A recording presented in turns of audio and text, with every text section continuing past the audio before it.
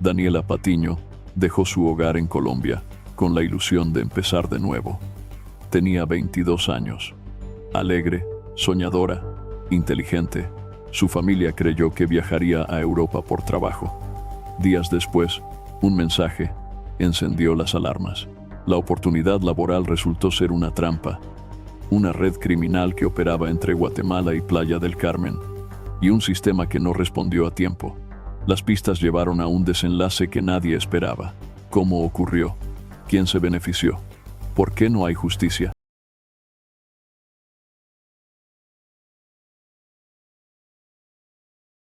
Daniela Patiño Inestrosa tenía 22 años y era descrita por sus seres queridos como una joven alegre, llena de sueños, inteligente y con mucha iniciativa. Era originaria del municipio de Bello, en el departamento de Antioquia, donde se le identificaba como paisa, término que proviene de paisano y que se usa para referirse a los antioqueños, conocidos por su fuerte vínculo con la tierra, sus raíces y el sentido de comunidad. Daniela pertenecía a una familia de clase media como muchas otras en la región. Compartía su hogar con su madre Marta, su padre Elkin, su hermana gemela Sara y su sobrina de 5 años. Estudiaba periodismo y comunicación social en la Universidad Minuto de Dios en Medellín y al mismo tiempo soñaba con ser youtuber o escritora. En 2017, su padre Elkin le comunicó que no podría pagar el próximo semestre universitario, ya que había perdido su empleo. Daniela no se dejó abatir. Con una actitud positiva, le aseguró que todo saldría bien y que ella misma buscaría la manera de reunir el dinero necesario para continuar sus estudios. Sabía que el contexto del país no era favorable para los jóvenes. El desempleo estaba en aumento y los costos universitarios eran elevados. Por eso, decidió salir al extranjero en busca de mejores oportunidades. Uno de sus grandes sueños era conocer Tierra Santa, así que eligió Israel como destino. Se preparó con un curso intensivo de hebreo, que le permitió desenvolverse en el idioma a nivel básico, y emprendió el viaje. Su familia, emocionada por la aventura que viviría Daniela, se sintió tranquila al recibir todos los días videos y mensajes donde ella les contaba que estaba bien, que había hecho nuevos amigos, que había encontrado trabajo y que incluso había comenzado a subir contenido a su canal de YouTube, el cual empezó a tener bastante éxito en el país. Daniela estaba feliz por todo lo aprendido y sentía que estaba más cerca de lograr uno de sus sueños. Después de 9 meses en Israel, logró reunir el dinero necesario para retomar sus estudios universitarios, por lo que decidió regresar a casa. Su familia la recibió con gran entusiasmo, creyendo que se quedaría definitivamente, pero al poco tiempo, los planes de Daniela volvieron a cambiar. Durante su tiempo en el extranjero, y gracias a la visibilidad que había ganado con sus videos en YouTube, Daniela logró establecer una amplia red de contactos en las redes sociales. Era una persona muy sociable, amable y tenía facilidad para generar confianza, incluso con personas que apenas conocía. Para el año 2019, cuando estaba a punto de comenzar el semestre por el que tanto se había esforzado, recibió una propuesta de trabajo a través de una amiga que conocía por internet. Esta chica, cuya identidad real nunca fue clara, le comentó que su padre estaba contratando jóvenes para trabajar en una cadena de restaurantes en Madrid. La oferta incluía los pasajes de avión y el alojamiento durante el tiempo que durara el empleo. Todo parecía ideal. Daniela no tendría que tocar sus ahorros para la universidad y además podría seguir ayudando económicamente a su familia, que aún se estaba recuperando de momentos difíciles. Aceptó la propuesta y se la contó a sus padres. Al principio, ellos mostraron cierta desconfianza por el hecho de que su hija volviera a aplazar sus estudios, pero pronto aceptaron la idea. Sabían que Daniela tenía un espíritu aventurero y decidieron apoyarla, esperando que fuera otra experiencia enriquecedora. En un primer momento, no dudaron de la autenticidad de la oferta, ya que en Israel le había ido muy bien y tenía tantas amistades que no les sorprendía que surgieran nuevas oportunidades. Así, Daniela fijó su salida hacia Europa para el 16 de agosto de 2019. A sus padres les pareció algo extraño que el boleto solo tuviera fecha de ida, pero Daniela les explicó que era para tener mayor flexibilidad con el regreso. Ellos aceptaron su explicación y confiaron en su criterio. El día 15 de agosto lo pasó con su madre. Fueron a comprar ropa nueva que Daniela quería llevar al viaje. Caminaron por el centro de Medellín y comieron juntas. Por la noche, Marta se fue a trabajar como recepcionista de hotel y al regresar por la mañana, pese al cansancio, ayudó a su hija a hacer las maletas. Fue un día especial, ideal para despedirse antes de varios meses de distancia. El 16 de agosto, Daniela se alistó, pasó tiempo con sus amigas y por la tarde se dirigió al aeropuerto. Su padre, Elkin, quiso acompañarla, pero ella le pidió que no lo hiciera, argumentando que no quería que regresara solo de noche. Prefirió tomar un Uber por su cuenta. Él insistió en que podía ayudarla con el check-in, pero Daniela le explicó que la amiga que la había contactado ya lo había hecho en línea. A Elkin lo invadió una sensación incómoda, una especie de inquietud. Su madre, Marta, también salió a despedirla. Cuando Daniela le pidió un abrazo antes de irse, ella le respondió que no se lo daría, porque no quería que se marchara. Sin embargo, al decirlo, la abrazó con fuerza. Sintió una alarma interior, un presentimiento de que algo no estaba bien, pero decidió no oponerse a los sueños de su hija y la dejó ir. Daniela se subió al Uber rumbo al aeropuerto.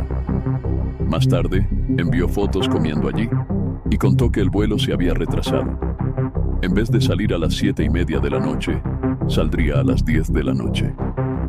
La primera señal de alerta para los padres llegó esa misma madrugada. Daniela les escribió diciendo que estaba bajando del avión a las 4:30 de la mañana. Los tiempos no cuadraban. Un vuelo desde Colombia a Madrid toma más de 9 horas, pero ella solo había volado 6.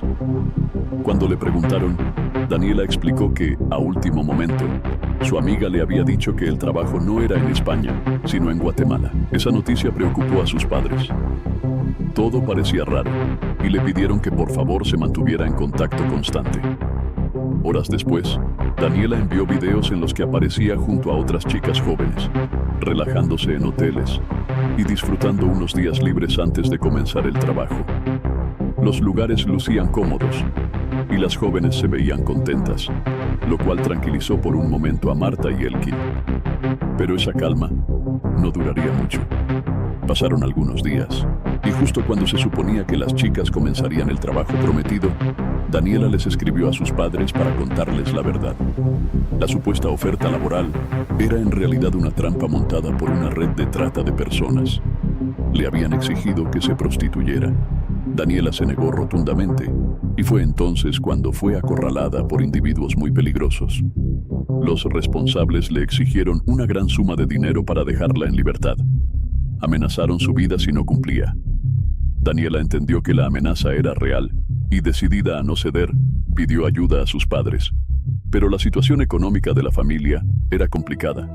Aún así, se movilizaron de inmediato, reunieron sus ahorros, pidieron dinero prestado y trabajaron contrarreloj mientras su hija, aterrada, intentaba ganar tiempo negociando con sus captores. Una conversación entre Daniela y su padre se volvió viral. En ella le suplicaba que consiguiera el dinero rápido y que no le hiciera más preguntas, porque temía que los mensajes fueran rastreados. Elkin le respondía que juntar esa cantidad era muy difícil dadas sus circunstancias. Entonces Daniela le rogó que llamara a la policía. Marta ya lo había hecho, pero la respuesta fue desalentadora. Al estar Daniela fuera del país, la situación quedaba bajo la jurisdicción de las autoridades guatemaltecas. Elkin le dijo a su hija que, al encontrarse en otro país, debía ser ella quien llamara a las autoridades, pero Daniela estaba aterrada y se negaba. Poco después, les envió una ubicación. Les dijo que si llegaban a matarla, denunciaran ese lugar. El punto que marcó estaba en la zona 10 de Guatemala, o en la ruta hacia El Salvador. Aterrado por el mensaje, Elkin le escribió que aguantara, que había logrado reunir 1 millón de pesos, y que se los enviaría por transferencia. Aunque no alcanzaba para cubrir la suma exigida, esperaban que ella pudiera usarlo para escapar y regresar a casa. Pero ella se negó. Le explicó que las personas que la tenían amenazada eran muy poderosas, y que temía por la seguridad de ellos si intentaba huir. No quería que les hicieran daño, tal como le habían advertido que harían si no cumplía. Sin explicar a su familia cómo lo había logrado, Daniela consiguió escapar de Guatemala. Me volé. Eso fue todo lo que escribió en el mensaje con el que les comunicó su fuga. Por el tiempo transcurrido entre ese mensaje y el siguiente, donde ya informaba que estaba en Playa del Carmen, México, sus padres dedujeron que había viajado en autobús hasta allí. En Playa del Carmen, se alojó en un hotel donde trabajaba un amigo que había conocido en Israel y con quien había mantenido contacto desde su estadía en ese país. También se hospedaba allí otra colombiana, a quien Daniela conocía del mismo viaje. Durante varias semanas, su tiempo en México fue tranquilo.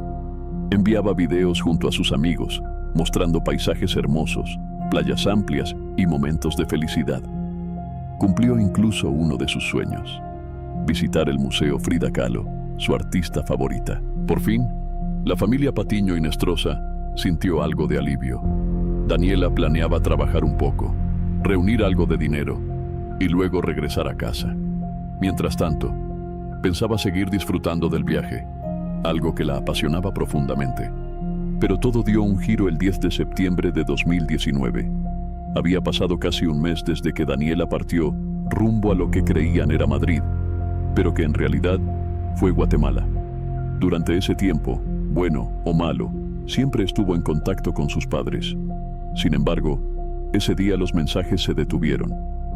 Finalmente, por la tarde, Elkin Patiño recibió una llamada desde el celular de su hija, pero no era Daniela quien hablaba. Era su amiga colombiana, cuya identidad nunca fue revelada a los medios, quien les informó que Daniela había salido del hotel para hacer unas compras en el supermercado y no había regresado. Sus cosas, incluidos documentos y teléfono, seguían en la habitación. Solo se había llevado algo de dinero para lo necesario. Alarmados, sus padres acudieron nuevamente a las autoridades. Marta Hinestrosa presentó una denuncia por desaparición, pero ni la Defensoría del Pueblo ni la Fiscalía de Medellín dieron una respuesta ante la desesperación de la madre. Fue entonces cuando Marta inició una intensa campaña de búsqueda en redes sociales. Se unió a numerosos grupos de Facebook en México y con la ayuda de amigos y conocidos de Daniela, viralizó mensajes en Instagram para tratar de dar con su paradero. Mientras tanto, los amigos de Daniela acudieron a la policía en México, donde presentaron una denuncia formal por su desaparición ante las autoridades del estado de Quintana Roo. La búsqueda de Daniela se volvió masiva y llegó a numerosos rincones de América Latina. Tanto fue así que, el 17 de septiembre, exactamente una semana después de que se perdiera contacto con ella, un medio de comunicación mexicano se puso en contacto con Marta Hinestrosa a través de Facebook. Ese día, los noticieros de México cubrían el hallazgo de una mujer sin identificar, encontrada sin vida en la calle Almendros del fraccionamiento campestre en Playa del Carmen. La víctima fue encontrada sin documentos, y las circunstancias en las que se halló el cuerpo indicaban que había sido abandonada de forma violenta. El cuerpo presentaba un avanzado estado de descomposición. Sin embargo, algo aún visible eran sus tatuajes. Uno de ellos, ubicado en el antebrazo, decía la palabra inefable. El medio contactó a Marta y le envió una fotografía de ese tatuaje junto con un mensaje directo y devastador. Al ver eso, Marta se derrumbó. Salió corriendo de su casa, llorando y sin mirar por dónde iba, en busca de su esposo, que estaba al otro lado de la calle. Un coche estuvo a punto de atropellarla. Elkin la sujetó al ver su estado y le preguntó qué pasaba. Marta solo pudo pronunciar 5 palabras: nos asesinaron a la niña. Después de hablar con las autoridades correspondientes, comenzó un nuevo calvario para la familia: repatriar el cuerpo de Daniela Patiño Hinestrosa. Uno de los principales obstáculos era que un familiar directo debía presentarse en persona para reclamar el cuerpo.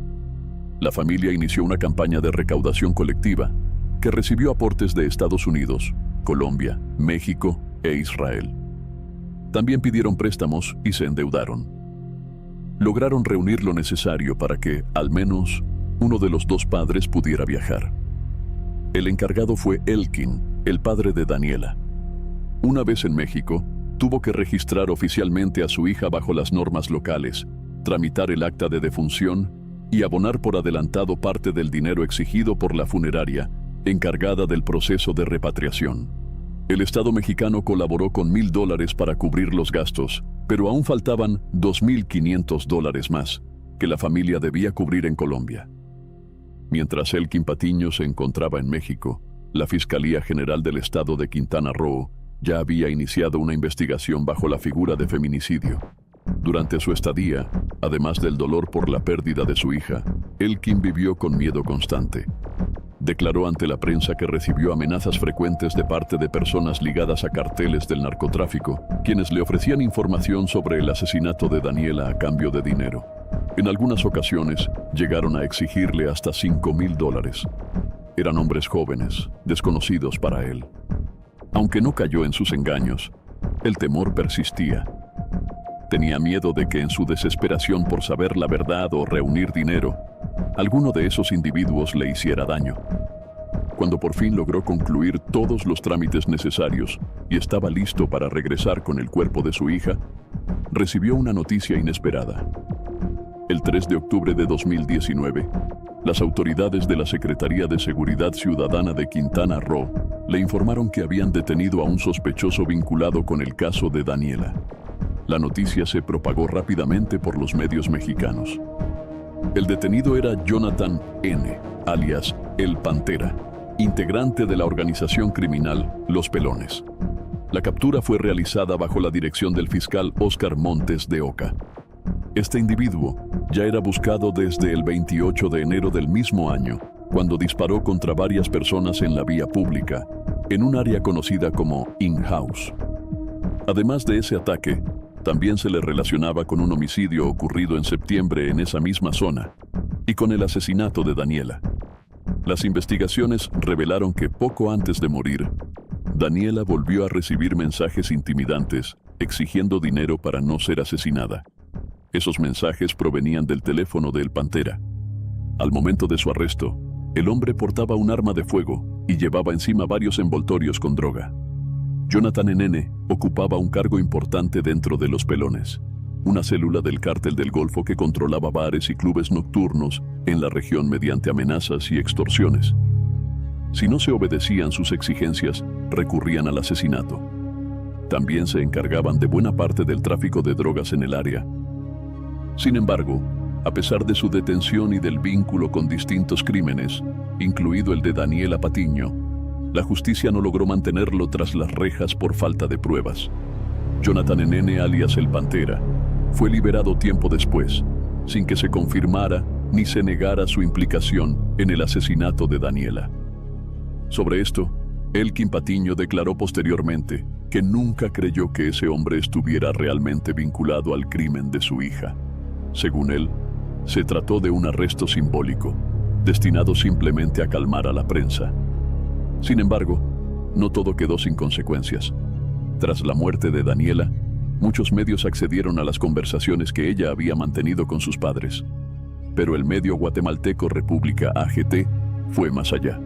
Decidió investigar la ubicación que Daniela había enviado antes de morir, aquella en la que pedía que, si la mataban, se denunciara.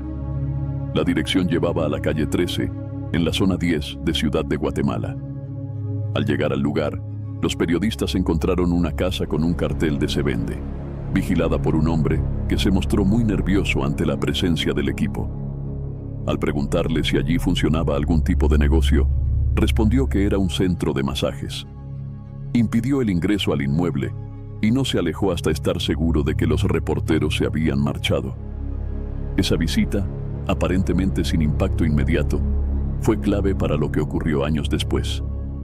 Entre julio y diciembre de 2023, el Ministerio Público y la Policía Nacional Civil de Guatemala desmantelaron la red de trata de personas que había captado a Daniela y a otras mujeres.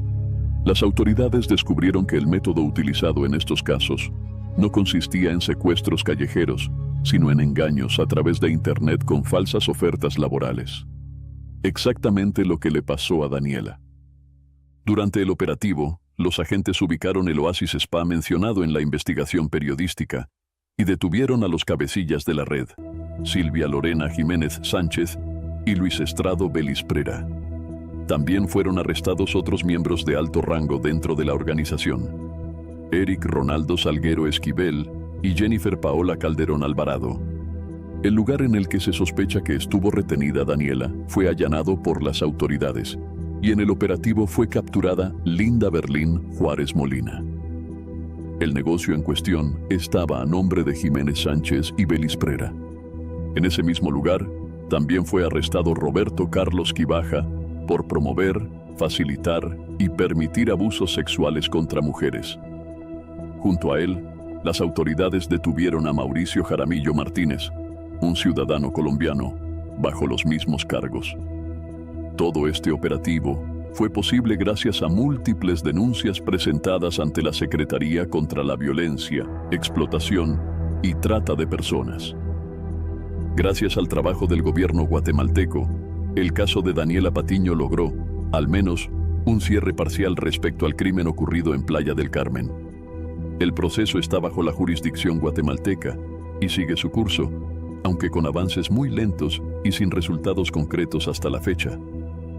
Mientras tanto, la familia Patiño Hinestrosa sigue enfrentando el dolor de su pérdida.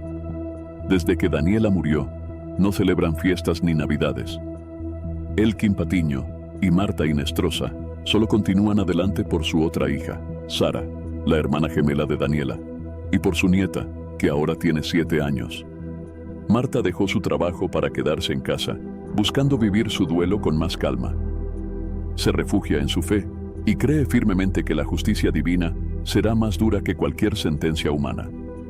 Nada, dice, le devolverá a su hija.